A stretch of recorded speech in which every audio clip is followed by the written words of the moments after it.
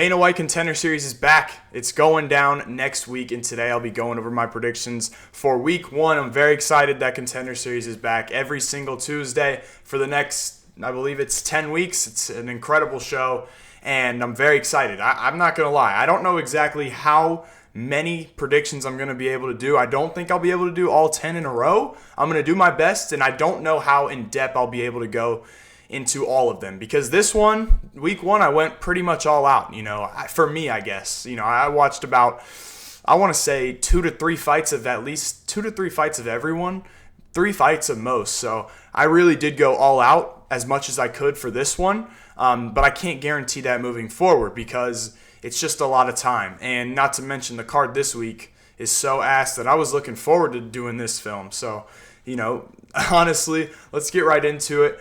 I think the best prospect in all of Dana White Contender Series this season is fighting on this card, and I think he's in this fight, and that is Baysangur Susurkaev. I think he's, in my eyes, whenever I watch him and what I've seen from him, he is the best prospect in this class. I want to say class, and I do believe that. Now, he's taking on Murtaza Talha, and this is short notice for Baysangur, and I've heard some rumors that this guy's able to make 170, and that's crazy, okay?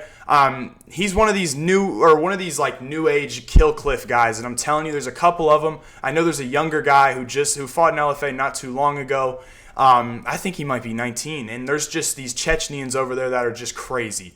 And I believe Baysangur is probably the first one we're going to see here. There's more coming, though, 100%. Now, he's taking on Murtaza Talha, and originally Talha was supposed to fight Damian Penis or Pinas. I don't know how to say his name. I'm not going to lie, but I actually was going to go ahead and pick Talha in there. I think the grappling is too much. Damian Penis has some of the worst grappling ever. But anyways, besides the point, Talha lost to Rodolfo Bellato on the Contender Series. What was that? 2 years ago. So comes back, and now he's fighting at middleweight. And when you take... Oh, I'm sorry. I did not mean to click that. My bad. And when you take a look, he's fighting at middleweight now. His last opponent, I don't know how they're re-signing this guy. Look at this. What does this say? It says, bout has been flagged for potential issues with legitimacy. So this guy, I don't know who the hell he fought, but apparently this is at 185. So I'm not sure what's going on with Murtaza Talha. Now, what I can tell you about the guy is he reminds me a little bit kind of like a worse Iwan Kutalaba. He is big ground and pound. His wrestling's pretty solid. I don't think his striking is as good as Iwan's or his gas tank, but he is similar in the fact that they both have pretty good takedowns and both have some pretty good power on the feet. And I think that Talha's kind of a one-round fighter. His striking is okay. He's pretty powerful. His ground and pound's good. His takedowns are pretty good. His wrestling and overall and jiu-jitsu is pretty solid. I actually think if he wins this fight, it'll be by wrestling. Now, on the other hand, Baysangur is much better than him on the feet. Like, it's not even a comparison. Sangur, I don't like Baysangur. He keeps his hands down a little bit, but his counter-striking, his calmness in the octagon is second to none. You can tell how comfortable he is. He knows he's way better than these guys, and he is running through everybody. Like, literally, zero resistance. Now, this fight right here, zero resistance, man. Like, he didn't even have to just kind of hands down, backing up, just dropping the right, dropping the 1-2, just dropping him all over the place and defending every single takedown and just relaxed in there. He's very calm. It seems like he's, for a guy who's 24, almost 25, he's extremely, nonchalant in there almost. And that's something you like to watch, His wrestling defense looks pretty solid from what I've seen. And I do think that overall his striking is where he exceeds at. His kicks, his timing is really, really, really good. And I think his elusiveness, his footwork, he's a very good striker. He's a lot of these KOs where he'll bounce you up off the cage like a 1-2 and step in with the knee. He's a lot of those finishes. He's really, really good on the feet. And that's why I really do think he is the best prospect we have in this class. Now, that's just from what I've seen. Obviously, there's some other guys, but I haven't watched everyone. But this Week 1 is stacked, man. Especially with this guy, Susurkaev on here, man, it's going to be hard to beat Week 1. I'm really excited for this one. But yeah, man, if I have to go with a prediction here, I'm going with Susurkaev 100%, man. Talha seems to be a one-round fighter, not to mention he's moving down from 205. I can't find film on this. I don't know. He took what is that? A year off and moved down to middleweight to fight this guy who, this guy's not a legitimate C1. Tapology flagged it, and he's getting another opportunity here.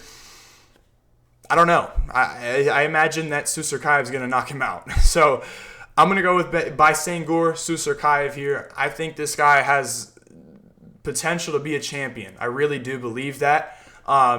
And we'll see what happens, man. But in my eyes, I think he'll make this guy look like nothing. So I tweeted about it today too. But when I was just watching Talha again, I think that Baysangur is going to destroy him. So give me Susurkaev by first. I'm going to say first. He's a little bit, Susurkaev's patient from what I've seen. But I'll say second round TKO. I think he'll finish this fight easily, and I think we'll see this guy in the UFC. And I'm damn excited to see him in the UFC. So let's move on to the next fight, which this fight's the worst fight on the card.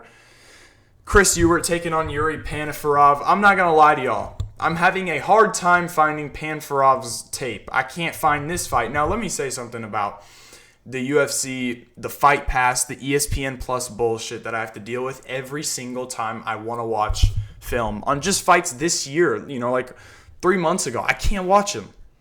So I know people complain about this all the time, but I usually don't say anything about it. But my goodness, it is so frustrating. I pay for Fight Pass, I pay for ESPN Plus, and I can't watch fights. You know what I mean? Even I have to go on illegal websites, and it's laggy, it takes forever, and it's just pop-up ads, and I get, I'm afraid I'm going to get a virus or something. It's so frustrating. I cannot stand it. It is the worst thing ever. And I honestly think they should pay me back. Seriously, especially for what I do. I'm watching, film, and I can't watch fights this year. It's ridiculous, man. It really is. I might hit them up and ask them for a refund because it's absolutely absurd. But anyways, Panferov, from what I've seen, and it's little, man. This is probably, out of everyone on this card, I don't know anything. I don't want to say I don't know anything, but I don't know much about Panferov. I know he's a wrestler. I know he's got submissions. His striking is sloppy, and I do think this is a low-level fight. Now, Ewert, on the other hand, I think is going to open as a favorite here. I think that Ewert is good forward pressure. I think he's got good, solid boxing. His takedown defense is good. He's tough. But yeah, man, from Ewert's, I've seen his takedown defenses look pretty solid. And Panferov, if he can get it down, sure, I think he might be able to get a choke, but I really don't know enough about Panferov, honestly. I can't find his stuff, and I know this should be on Fight Pass, right? CES is on Fight Pass typically. Can't find it. But yeah, man, if I had to pick, I'm going to go with Chris Ewert here. I think he'll win by a decision. I know Ewert, he beat my guy Reese Watkins here, fellow Georgia native, so I'm still hoping Reese will make it soon. He's still a young guy, so hopefully we can see him pretty soon. But yeah, I like Ewert here, man. Good forward pressure, solid boxing. I think he'll win this fight by a late finish or a decision. So give me Chris Ewert. Let's move on. Jimmy Drago, Ty Miller. Great fight here. Great fight. Now, Ty Miller's got some boxing background, and you can tell, man, the guy's long. Good jab, good technique on his punches, good combinations, nice volume. I absolutely love the forward pressure that he applies in his fights. Always coming forward, putting the other fighter on the back foot, and going to work. Now he's taken on Jimmy Drago, who is an explosive guy, big power. And yeah, man, good kicks. He's got good low kicks. I think that's a big weapon for him in this fight. Once again, frustrating. I don't know how to find these fights. I don't know. Ring of Combat cannot find the fights. So I've watched this one. That clash ahead was actually nasty. And Drago, so I don't have a big sample size here. Another reason I'm kind of iffy on, I don't know who to pick here, but from what I've seen from Drago, he is an explosive, powerful dude. He does hit hard. I know he's got some overdosing backstory or whatever it is. Good low kicks. And he's an explosive guy. Throws hard. Ty Miller, on the other hand, he's a bit, I can watch a lot. I can find a lot more on Ty Miller, and I like his game quite a bit. I'm a little bit worried about maybe Drago landing something hard and dropping Ty Miller, but I think the forward pressure of Miller is gonna be a problem for Jimmy Drago. I don't think that Drago is gonna like the forward pressure, and I think he'll get hit with shots to the body, to the head, in the volume of Ty Miller. I think is going to overwhelm Jimmy Drago, and I think Miller is going to take over the later half of the fight. Yeah, man, I like Ty Miller's boxing quite a bit. He's got, like I said before, good forward pressure. His kicks are nice as well. He'll cut off the cage with kicks. He's got good striking, 100%. Now, when it comes to the grappling side, I don't really know if we'll see too much, honestly. I think if anybody's shooting here, it'll probably be Drago. Now, Miller's been taken down, and I don't know, man. I think that Drago, I'm picking Ty Miller here. I like his boxing a lot more. Drago is explosive, and he is the more dangerous fighter. I do firmly believe that. But I like the consistency of Ty Miller.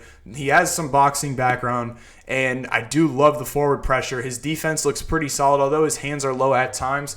He sees shots pretty well, and I think that he's going to win this fight. I think he'll win with his forward pressure, and I think he'll win with his volume. I think this is going to be a tight one, though, 100%. Jimmy Drago early on, but as the fight progresses, I think Ty Miller picks up momentum and wins this fight. So I'm excited for this one. This is probably my second favorite fight on the card.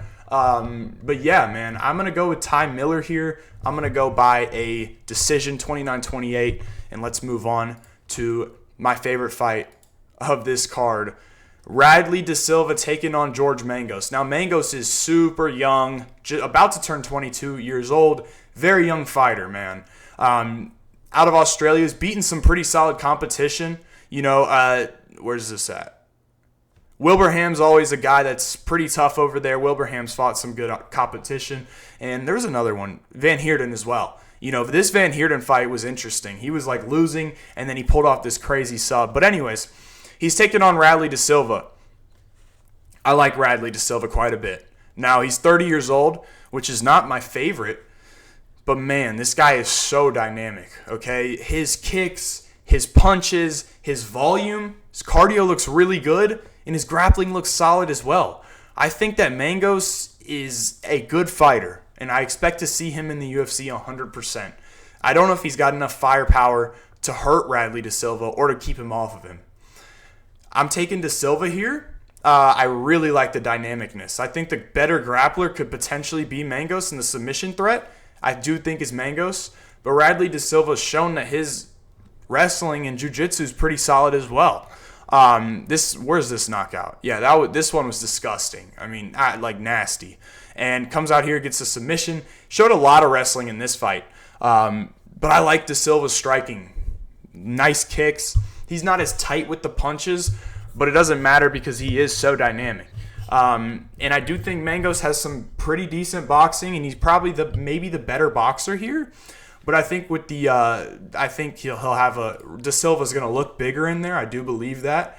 And I do believe that the kicks are going to be a little bit too much for Mangos, and I think he'll get out volumed here. I think the scrambles in this fight will look very good, but I do think, like I said before, De Silva's advantage is on the feet, and I don't think Mangos has a big enough advantage on the ground for him to put De Silva in bad positions. Now, he could get a submission here. I could see it potentially, but overall, I like Radley de Silva's striking enough and his volume and his elusiveness enough to go out there and win this fight versus Mangos, who, like I said before, I still believe we'll see Mangos in the UFC. I just think this is a tough matchup for him. And I do believe that Radley de Silva is actually, he's really good, man. I really do think that. And I like Mangos, but I think Radley de Silva is going to win this fight by a decision. I think 30-27. Give me Radley de Silva by decision. Let's move on. The main event, Ilian Bouafia taking on Neemias Santana. I can't lie to y'all, man. This is a matchup. Now, Bouafia is a French fighter. This is a matchup where you got a dog and you got a little poodle, and that's how I feel Bouafia is. And I only say that because he's French. I'm sorry. But Neemias, I don't think he's as clean. I don't think he's as athletic as Bouafia.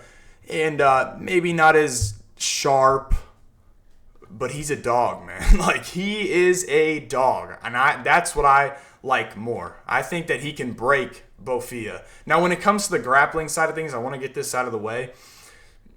I think that it's tight. I think both guys are similar, and although I can't find much grappling on both of them, I think that I've seen Bouafia have some good moments, but also seen him getting taken down before as well. Neemias has been choked out in his career, but looking like ever since this fight, man, he's looked really good. Like, really, really, really good.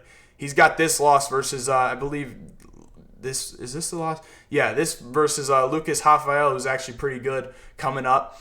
But look, Bouafia is a guy, man, you see it right there. If you watch Neemias, he's barking at you, talking to you in the octagon, walking with his hands down right in front of you. He reminds me of Dricus and Brenson Haberio, like, combined. That's exactly how I see it. Weird, unorthodox striking, but hits like a truck, And on the other hand, Bouafia, I think his best shot is that left. That straight left hand is a bomb. And he's big, he's athletic, he's fast, but I think Neemias is more of a dog. And I think maybe he'll get clipped with a big left and get put out, and I could definitely see it. But I just like the dog in Neemias Santana, and I think he's going to just push forward and just continuously throw. And if he lands, man, it's detrimental. I think if I had to pick the guy with more power, I think Santana is the guy with better power. More precise, better timing, faster, Bouafia. But I don't think he's got that dog inside of him like I know Santana does. So I think Santana will be an underdog here, and I'll be damned if I don't bet him. I'm betting him 100%. So whenever those odds drop, expect something on my Bet MMA saying Neemias Santana, plus whatever it is, at least a unit and a half. So, yeah, man, give me Neemias Santana here. I think we're going to see a finish here. I think we'll 100%. I like the under here, 1,000%. I think we're going to see a finish here. Give me Neemias Santana, man. I'll take a guy who I think is going to be an underdog. I'll take him by a second-round KO. Look, man, that's going to wrap it up for me. Very excited for this Dana White Contender Series to finally be back. This is a really good card, so make sure y'all tune in. Tuesday, the 12th, at 8 p.m. Eastern Time, a little bit early. So, yeah, man, it's going to wrap it up for me. Hope y'all enjoyed, and I'll catch you in the next one.